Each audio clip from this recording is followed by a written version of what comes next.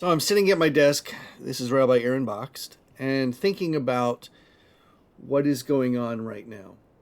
Yesterday, one of my classmates and colleagues posted on Facebook a picture depicting himself getting ready for the month of Tishrei, which, for those of us who are in the professional Jewish world, that means that the High Holy Days are upon us, and it's time to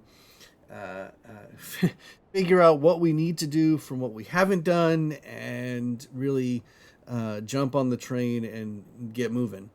It's kind of frightening in a way because sometimes it feels like we are on this never-ending slide or slope or circle of high holy day to high holy day to high holy day, which, truth be told, life is circular, so therefore we are. Um, but when do we take a breath? When do we get a chance to just sit back and go, okay, now I've got a few days, a week, a couple of weeks to relax, to pursue something else maybe. Yeah, there's the break between, High Holy Day and the High Holy Day ending period. So we're talking about the end of we're talking about Sukkot and Shmini Atzeret before we get to Hanukkah, and then Hanukkah, till Passover, and then start our Passover to Shavuot, and so on and so forth. Then we just forget. What about Purim, right? So we have all the stuff that's always going on.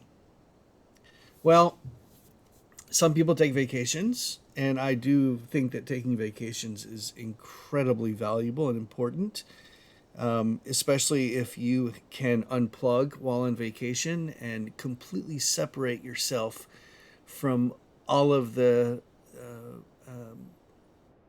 normal day-to-day things that can cause a lot of stress and a lot of um, strain on yourself and on perhaps the relationships you have with your family. And vacation is good, but I can tell you that when I take vacations, I'm still connected, and that's not a bad thing either. To be able to my for my congregants to know that I'm available to them at all times. It's a trustworthy thing. It's a good thing, but also it's frightening sometimes. Um, some people take the summertime to be their unwinding period. Yes, they're starting to get ready for the holy days, but it's a little bit, sometimes life seems to get a little bit slower in the summer.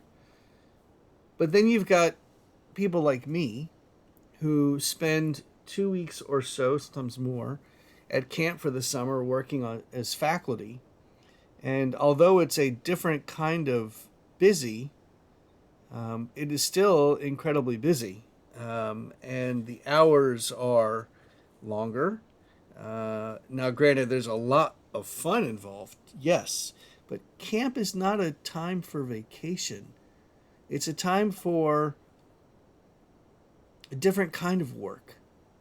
Some may say the most important, the holiest of work, is to work with our kids, to help our kids, our teens, our young adults, to become who they're going to be as Jews.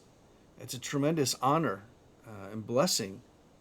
And there is time at camp for me to sit back and work on some sermons and plan the high holy days. That's true. But it's not necessarily restful, or at least not necessarily restful in the way that a vacation could be restful if you were able to unplug. Because when I'm at camp, I don't unplug. I'm still connected to the temple. Obviously, I represent the temple while I'm at camp, and I connect with congregants in a different way. I connect with colleagues that are there, campers that are there. Um, so there's a whole different kind of unplugging, if you will, a whole different kind of refreshing. Not to think of that refresh video from a few years ago, the mother or the parent trying to see all the pictures of their kid at camp. Not that kind of refresh. Refresh is in being able to really unwind. And yeah, that's what camp is for me. It's still busy. It's still work, obviously, but it's a time to really, I don't know. I guess I could say that camp is really where I'm the most comfortable, especially when my family is there with me. Because for me, where my family is where my home is. But so when my family is with me at camp, it's just all the more better. It's just all the more home. It's all the more holy. And I wish that I could have that more often. That would be an amazing thing. But obviously, there's lots of amazing things in my life that I totally and 100% enjoy and help to make me thrive.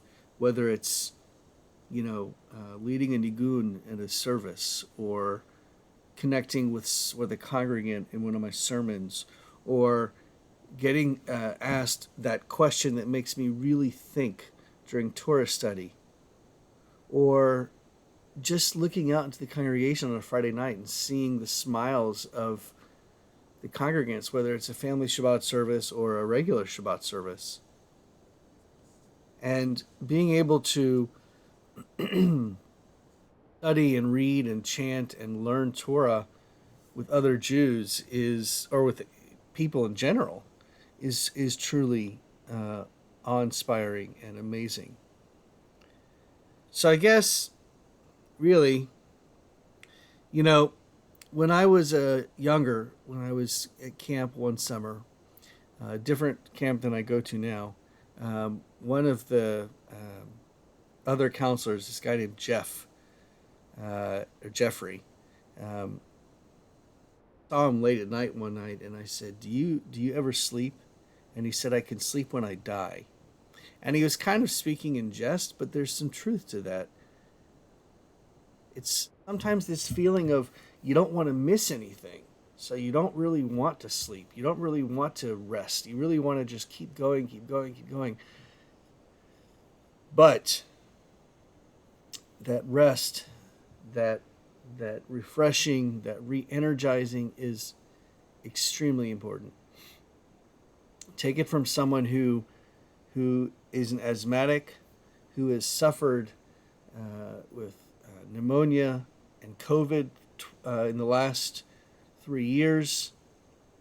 Taking that step back and taking a break and taking a deep, spiritually filling breath